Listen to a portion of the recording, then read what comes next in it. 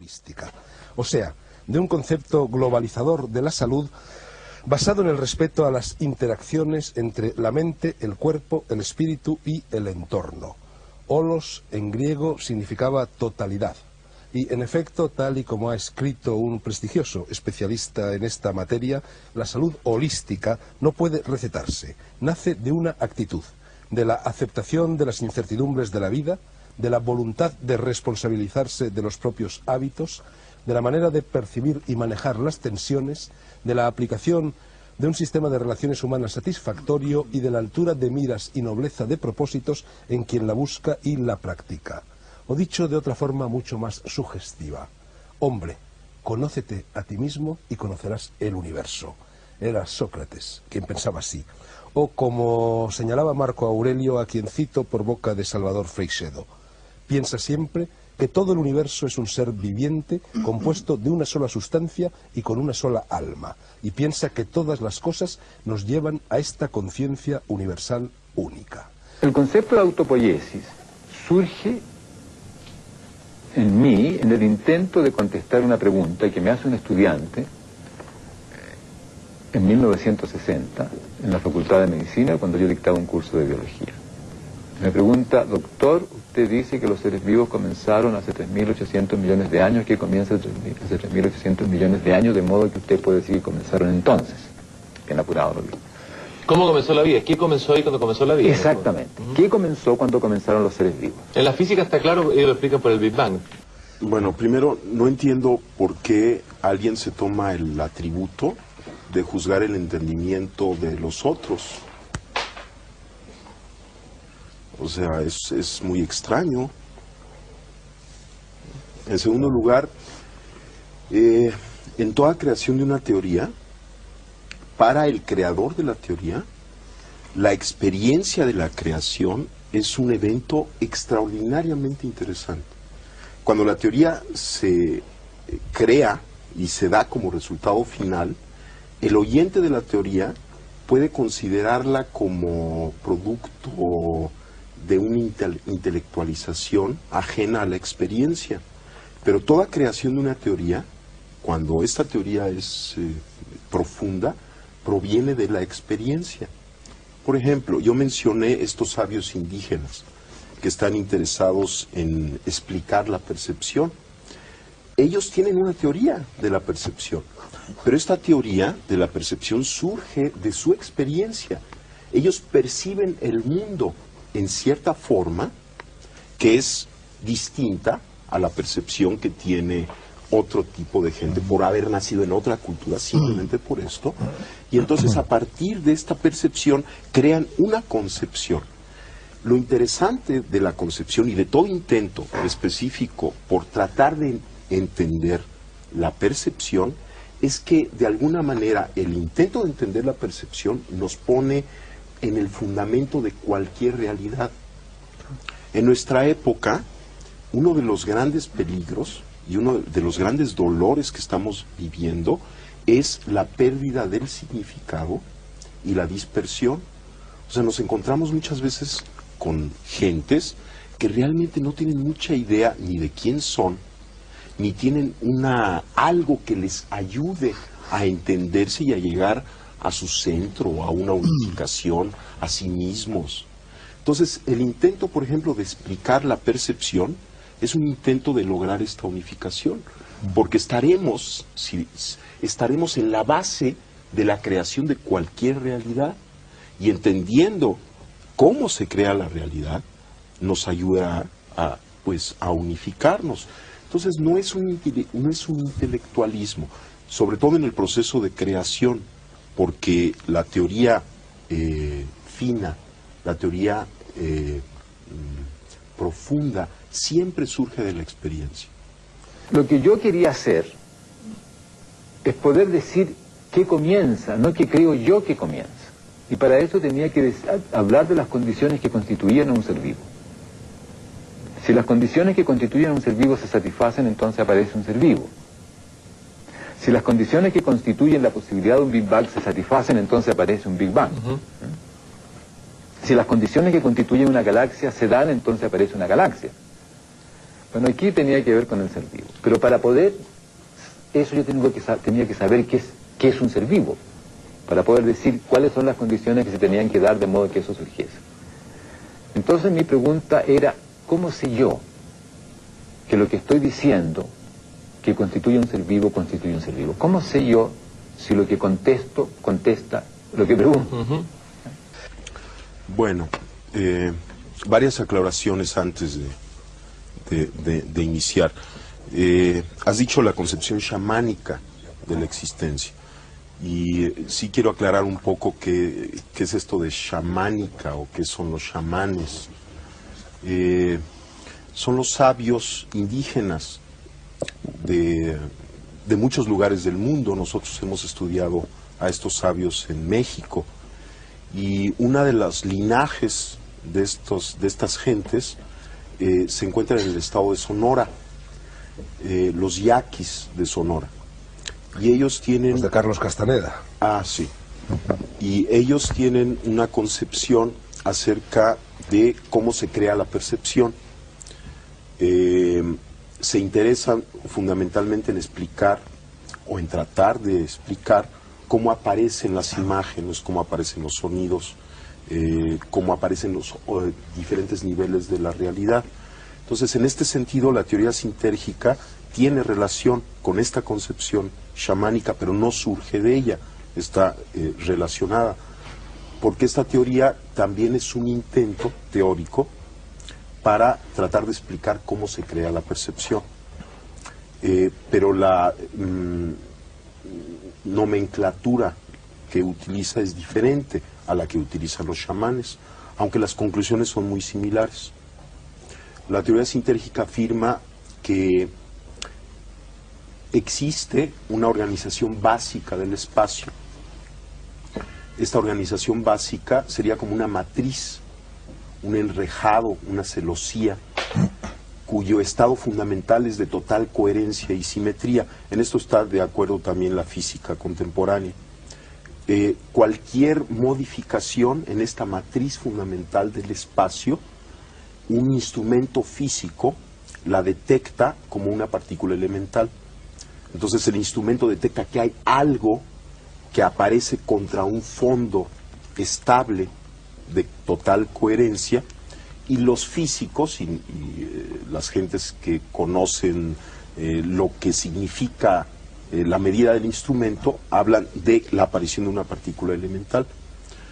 La idea es que las distorsiones de la latiz, sobre todo las distorsiones complejas, son lo que podemos denominar objetos. La teoría sintérgica afirma que el cerebro humano es capaz de distorsionar la estructura de la latiz en la forma más compleja conocida en el universo.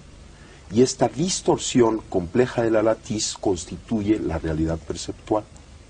De tal forma que cada una de las actividades neuronales constituye una microdistorsión de la latiz.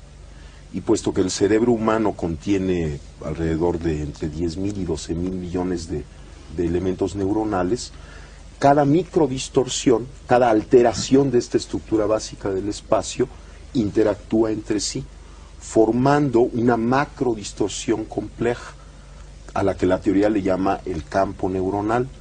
De tal forma que la hipótesis fundamental de la teoría sintérgica es que la percepción surge como resultado de la interacción del campo neuronal con la latiz del espacio.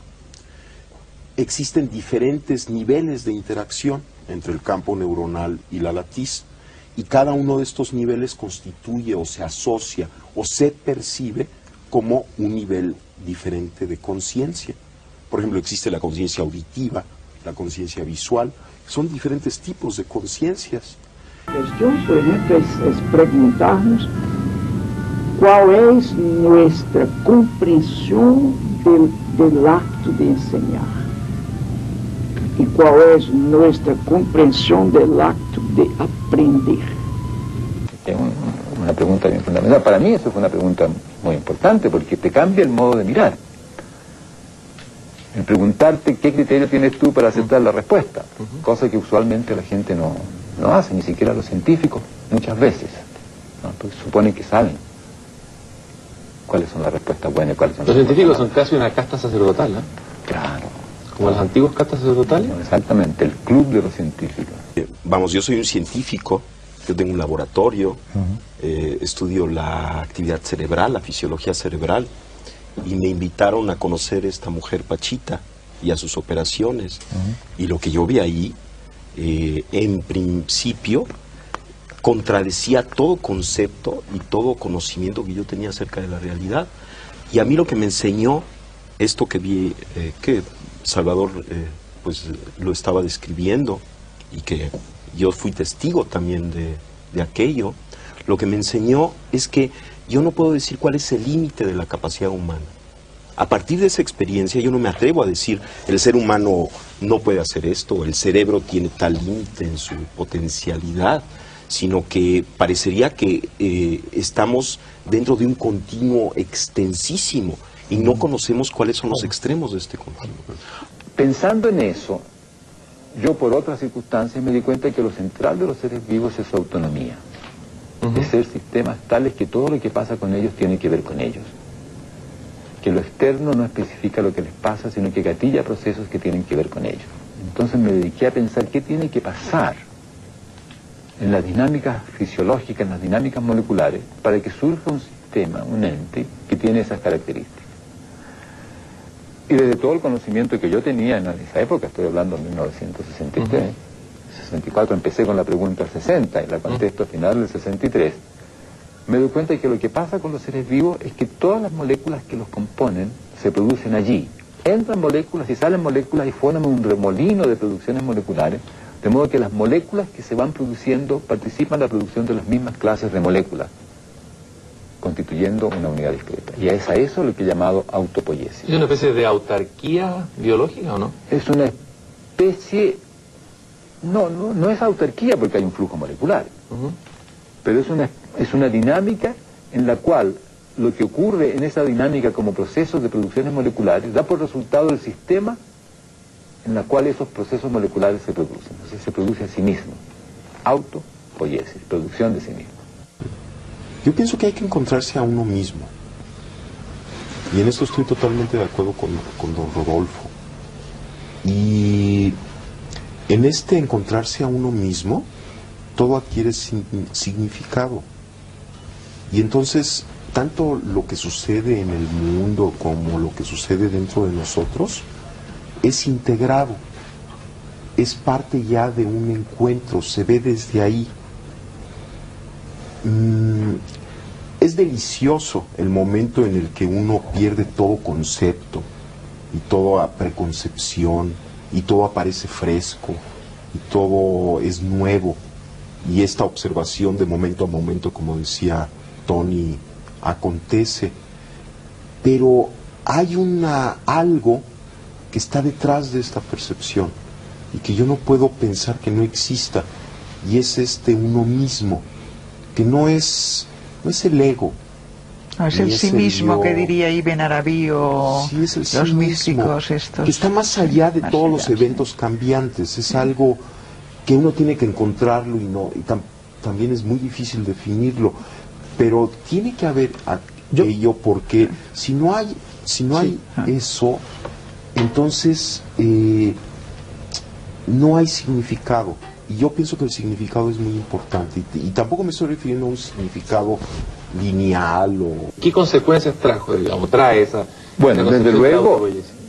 esa concepción de los seres vivos trae que te explica a ti cómo es que los seres vivos son unidades discretas.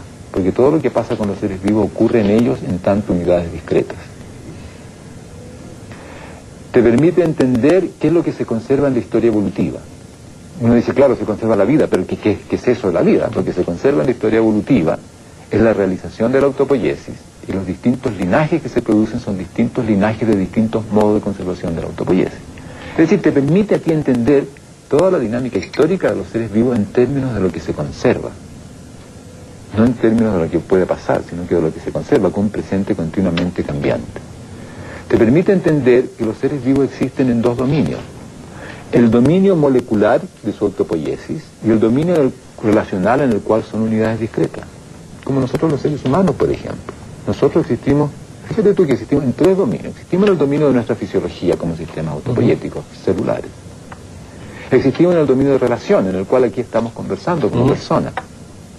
Y existimos en otros dominios que van surgiendo en la reflexión, que pueden ser dominios políticos, dominios de otra clase, dominios sociales. Artes. Este es el momento en que Nietzsche manifiesta que el arte tiene una función renovadora en la historia. Él dice, los valores se estabilizan, aún los dominados pasan al poder burocráticamente, diríamos, y empiezan a dominar a los verdaderos creadores. Él, claro, lo sitúa en el mundo griego primero y llama lo apolíneo el orden establecido, y lo dionisíaco esos momentos históricos creadores de arte nuevo y de arte popular de un pueblo que se libera de un proceso anterior. Nietzsche le llama la Umwertung, la inversión de los valores. El pueblo expresa algo que la élite había dominado e impedía expresarse. El punto de partida de la educación está en el contexto cultural, ideológico, político, social de los educandos. No importa que esté este contexto echado a perder. Una de las tareas del educador es rehacer esto. En el sentido de que el educador es también un artista. Él rehace el mundo. Él redibuja el mundo. Repinta el mundo. Recanta el mundo. Redanza el mundo. La danza es muy central. Es el lugar donde la comunidad vive una experiencia de recuperación de su pasado y al mismo tiempo de creación de su futuro. Por eso que el pueblo danza y las grandes fiestas históricas de triunfos a un nivel colectivo político son inolvidables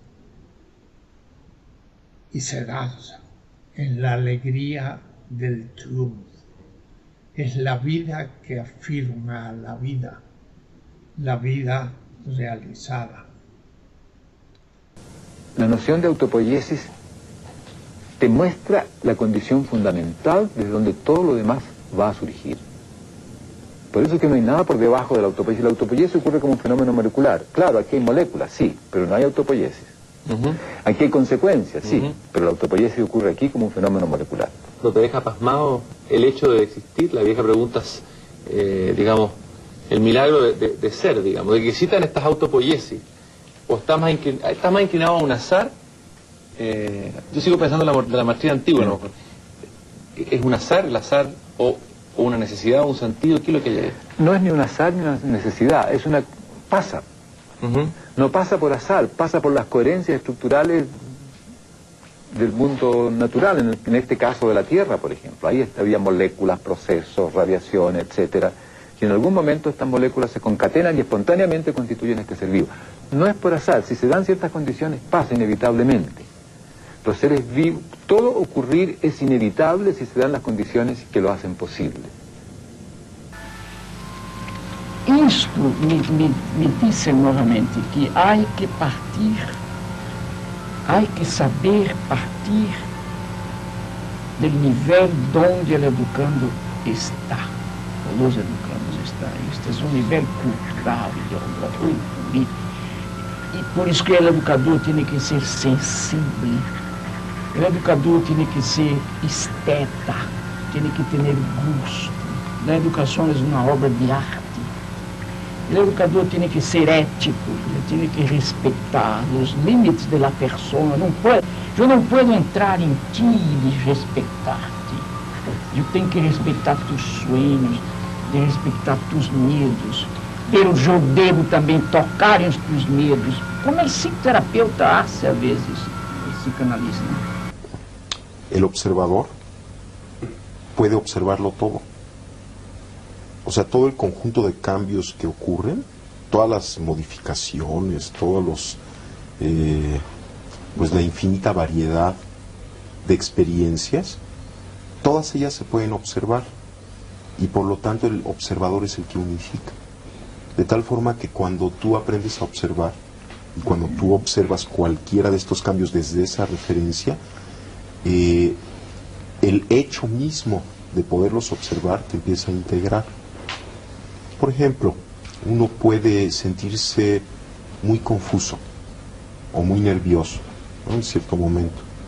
Bueno, uno si recordara que puede observar el estado de confusión, el mismo instante en el que uno observa la confusión, se coloca en el punto de integración fuera de la confusión. Porque ¿quién es el que observa la confusión? Pues no puede ser nadie dentro de la confusión. Por lo tanto, en ese momento uno recuerda que la naturaleza propia está más allá de esa confusión. Eso no quiere decir que la confusión no exista o que no esté ocurriendo. Está ocurriendo, es un fenómeno que está aconteciendo. Pero el observador se encuentra siempre un paso adelante, por así decirlo, de toda la experiencia que está aconteciendo. O sea, de la no identificación con la circunstancia. Yo creo que es un poco más complejo que la no identificación, porque en cierto momento uno se da cuenta que todo lo que sucede es parte de la identidad. Esto es, parecería como que hay un proceso intermedio de no identificación, en donde la observación es para mí la técnica más extraordinaria, porque, digamos, es como la evidencia fehaciente, clara, de que siempre en nosotros existe algo trascendente, sin ideología. O sea, no necesitas acudir a ninguna ideología, sino que está ahí siempre, todo lo puedes observar. Y siempre hay algo que está observando con quien te puedes conectar. Y aquí lo pongo entre comillas semánticas, esto de con quien te puedes conectar. El simple hecho es que lo puedes observar y el observador se coloca fuera del evento.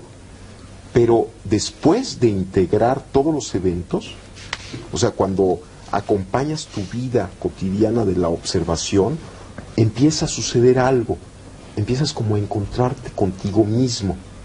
Es una técnica, es una herramienta simplemente que te ayuda a unificar, porque por definición el observador es lo que unifica. Entonces, utilizando la observación, incrementas la posibilidad de unificación en ti mismo. Y llega un momento en que simplemente te conectas con la realidad, estás en la realidad. Y en ese momento, toda la discusión acerca de identificación o no identificación ya no existe. Estás más allá de identidades o no identidades. Pero tuviste que pasar por un periodo intermedio de desidentificación a través de la observación para llegar después a algo que es dificilísimo definir, lo que es ese contacto con la realidad, porque ahí ya no hay ni afuera ni adentro, ni siquiera hay observador, ni observado, no hay observador ni observado, simplemente eres tú mismo, y todo lo que acontece, acontece. O sea, acontece y no importa, todo es igualmente importante. En cierta manera, de los seres vivos que más se conoce es de los seres humanos, porque el conocimiento de un organismo se produce a través de observar ese organismo. Y nuestra historia de observación y reflexión sobre nosotros es bastante larga. Pero al mismo tiempo, los seres humanos también inventamos explicaciones, teorías sobre lo que vemos. Entonces el conocimiento es siempre una mezcla de observaciones, de distinciones, de conductas, de procesos y interpretaciones, reflexiones explicativas de cómo ocurre eso. El término conciencia tiene una acepción, sí, como ética, volverse consciente de ciertas normas o las normas, pero realmente a eso no creo que nos refiramos cuando hablamos de conciencia, y es en ese otro nivel que no se puede definir. Podríamos decir que, por ejemplo, la cualidad de la experiencia es conciencia.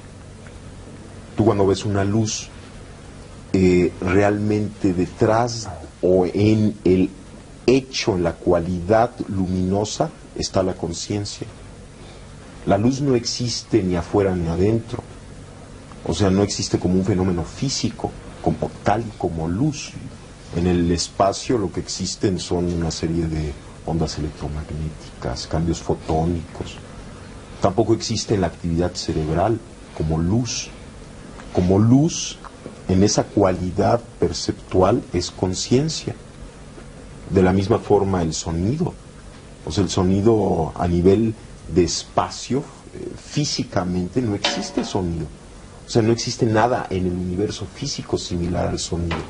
Lo que llamamos sonido es una cualidad de la conciencia, tal y como la experimentamos. O sea, si tú analizas a nivel físico lo que percibimos como sonido, pues es un conjunto de cambios vibracionales de moléculas de aire, pero no hay sonido ahí, como tampoco existe sonido a nivel físico, fisiológico. O sea, si tú penetras al cerebro y tratas de encontrar el sonido ahí, tampoco existe. Entonces es también una cualidad de la conciencia. De tal forma que la conciencia podría, en este nivel, no de normas éticas, ¿no?, conceptualizarse como lo que está por detrás de cualquier acto perceptual, lo que sostiene la cualidad misma de la experiencia. Esto podría ser. Y existen muchos niveles de la conciencia. He mencionado 2, pero existen muchísimos otros niveles de conciencia y todos tienen en común el pertenecer a ese algo que está por debajo de todo, pero no se puede definir. No estamos condenados. Afortunadamente los seres humanos no estamos condenados porque siempre podemos reflexionar.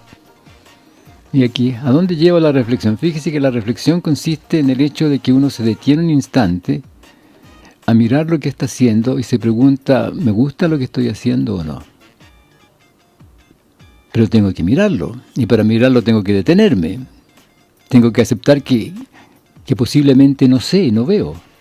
Entonces, en ese acto de reflexión se abre la posibilidad de cambiar de dirección. Se abre la posibilidad de darse cuenta de que en realidad no quiero lo que estoy haciendo. Consiste en una primera fase, te sientas, cierras los ojos y empiezas a observar tu respiración. Empiezas a observar tu respiración y van a aparecer pensamientos, van a aparecer sensaciones, no las reprimes. Por ejemplo, si aparece un pensamiento, pues lo dejas pasar y vuelves a tu respiración. Aparece otro pensamiento, lo dejas pasar, lo observas, cómo nace y muere y vuelves a tu respiración. Que por cierto es una técnica común con el budismo, es exactamente lo que se hace en un primer nivel en el budismo. Sí. Igual. Esto como que te prepara porque en una primera fase tienes que aprender a concentrarte, tienes que aprender a centrar tu atención, tienes que limpiar tu mente. Y la forma de limpiar la mente no es peleándose en contra de la mente. Exacto. No la puedes quitar, no hay forma de quitarla, y si peleas en contra de ella es lo peor que puedes hacer. Constriñirla, que no piense, eso no se puede hacer. La fortaleces, pero tampoco pienso que es malo tener mente. No. Hombre, es necesario tener un entendimiento, es maravilloso, porque sería desastroso quedarnos sin esta parte. Sí, pero trascender un nivel. Claro, pero esta mente que nos molesta, estos pensamientos repetitivos, yo pienso que sí hay que limpiarlos, y la forma de limpiarlos es aceptarlos, paradójicamente es aceptarlos y dejarlos pasar, y dejar que afloren y que afloren y que afloren hasta que llega un momento en el que empiezan a calmarse, y entonces uno puede fundirse con la respiración, estar en ese punto. Bueno, esa es una primera fase de la técnica. Una segunda fase consiste en empezar, por ejemplo, a observar tus pensamientos tu cuerpo, tus sensaciones, unificar tu cuerpo, recorrer tu cuerpo, observar parte por parte, ir sintiendo, aceptando, sin pelearte en contra de tu cuerpo, sin juzgarlo, sin analizarlo, sino simplemente, por ejemplo, después de que estás en esta respiración ya concentrada, empiezas a sentir la parte alta de tu cabeza, las sensaciones táctiles, las sensaciones de la superficie. Después empiezas a sentir cada parte de tu cuerpo, vas como bañándolo, recorriéndolo poco a poco, hasta que llega un momento en que puedes observar tu cuerpo como una unidad.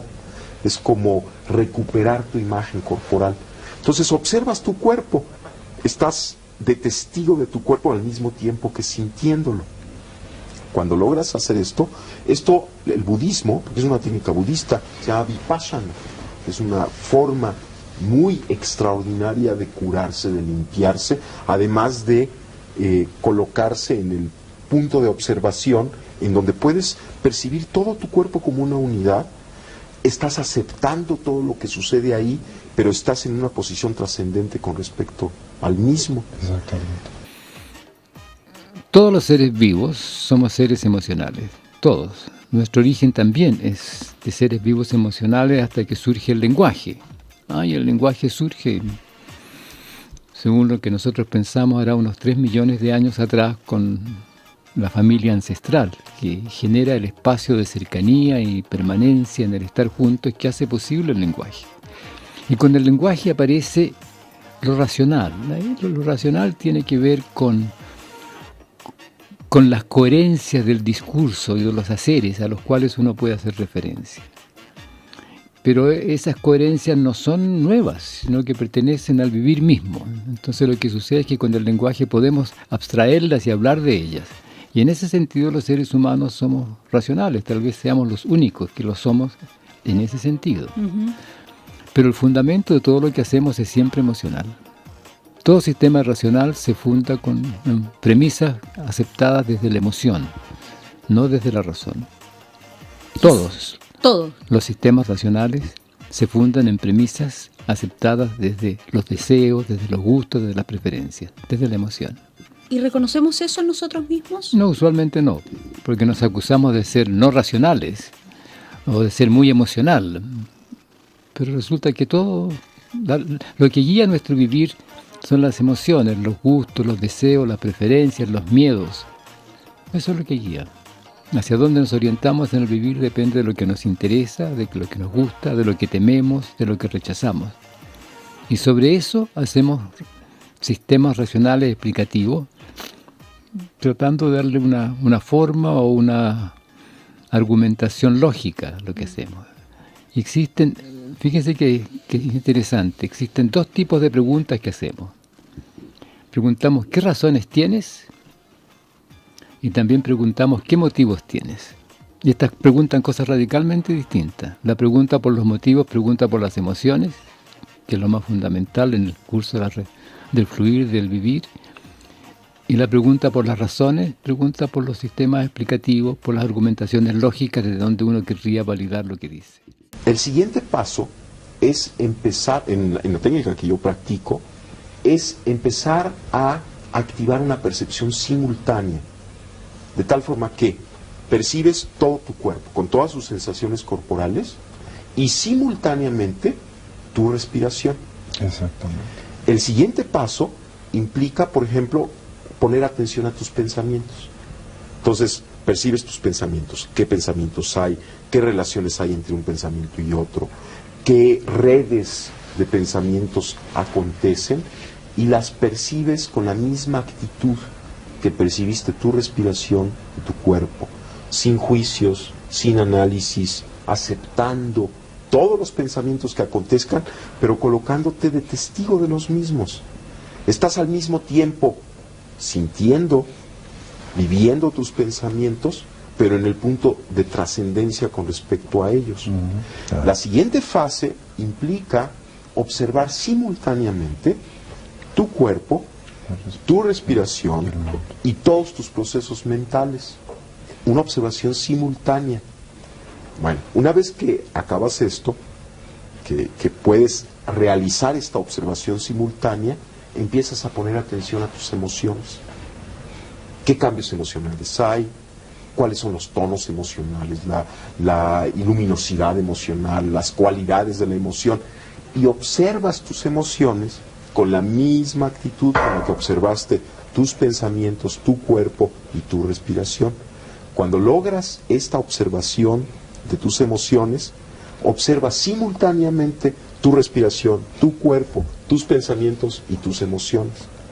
Después empiezas a observar de la misma forma tus imágenes internas, hasta que logras una percepción, una observación igual que como observaste el otro, sin juicio, sin análisis de tus imágenes internas, y haces simultánea la observación de tu respiración, tu cuerpo, tus pensamientos, tus emociones y tus imágenes internas. Pero el siguiente paso consiste en observar los sonidos del medio ambiente y observarlos de la misma forma en la que observaste tus pensamientos, tus emociones, tu cuerpo, y hacer una observación simultánea de medio ambiente, cuerpo, emociones, pensamientos, etc. Después, observar el mundo visual. Llega un momento en que cuando puedes hacer una observación simultánea de todos los componentes de tu experiencia, sucede algo extrañísimo. Hay una especie de umbral que se atraviesa y te conectas contigo mismo. Pero ¿quién es el ti mismo con quien te conectas? No se puede describir porque está unificando todo aquello. De alguna manera la técnica de incorporar observación a la observación y de hacerla simultánea te hace llegar a un umbral en donde todas las concepciones que tenías de ti mismo desaparecen y te conectas con algo que está más allá de esas concepciones, pero mucho más cerca de ti mismo que nunca antes. Y te das cuenta además que ese ti mismo es inseparable de la totalidad. Si uno quiere recuperar la confianza, hablando de la confianza, no va a resultar, porque la confianza ocurre en la aceptación de la legitimidad del otro. Por ejemplo, en el momento en que usted me invita y yo acepto la invitación, se establece un espacio de confianza, porque quiere decir que estamos dispuestos a estar juntos. Y en el momento en que comenzamos a estar juntos, en esa condición inicial de respeto, la confianza se expande. Vamos generando un espacio en el cual nos escuchamos, en el cual vamos haciendo las cosas que van resultando coherentes según las cosas que vamos diciendo. Así que la confianza se inicia en el confiar. ¿Y qué se requiere para confiar? Respeto. En el momento en que yo respeto al otro, el otro me va a respetar y aparece la confianza. Se tú trabajas con un grupo metido en el silencio, hay que encontrar un camino para que ele rompa el silencio. Agora, às vezes nós não encontramos realmente, não há receitas para isso, não encontramos o caminho certo, o caminho certo para alcançar o miolo del silencio. De a poco hay un ocultamiento del hecho de que lo que nos mueve en último término son las emociones, deseos, preferencias, gustos, miedos, rechazos que tenemos.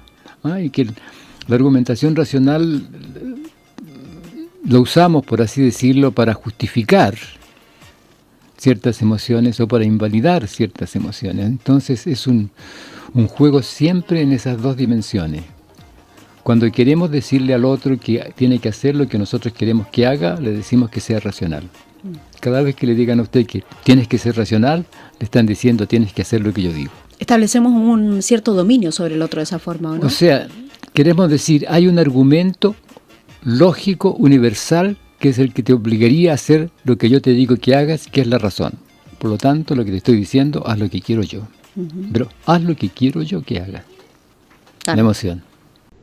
Ahora entonces habrá que pensar que hay muchas cosas que el pueblo ha tenido que reprimir por una élite aún progresista muchas veces, pero que negó dimensiones que ese pueblo tenía derecho a afirmar, en continuidad con una historia milenaria. Y entonces el mismo élite, a veces eurocéntrica y de izquierda, si me permiten, secularista, si me permiten, pues va a imponer al pueblo una cierta dominación para que niegue elementos propios. Y este va a resistir. Y hay luchas internas por las que el pueblo se ve oprimido por aquellos que produjeron un cambio, pero que no llegaron a aceptar, por muchas razones que no quiero entrar a analizar, elementos culturales esenciales de ese mismo pueblo milenario. Quiere decir entonces que los grandes mitos de un pueblo hay que respetarlos, porque tienen la explicación del sentido de ese pueblo. Y habrá que renovarlos, pero no se los puede tan fácilmente negar. Y por eso entonces la importancia del Kunst, el arte como posibilidad de irrupción de un pueblo que era oprimido a ser ahora actor de la historia y por lo tanto actor de creación artística a todos los niveles. Y la creación artística anticipándose a la producción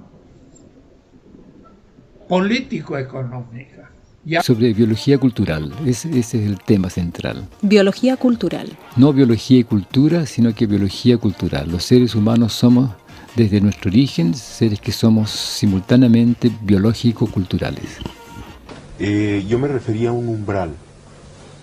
En esta observación simultánea tiene toda una base o explicación fisiológica este umbral, y es algo muy espectacular el llegar a él, porque cuando se llega a él hay un cambio en el sentido de que ya no se quiere, de aquí un poquito difiero de lo que acaban de decir mis compañeros, ya no se quiere ayudar o no ayudar, ya no se acompaña la conciencia del amor, sino que se vuelve lo mismo.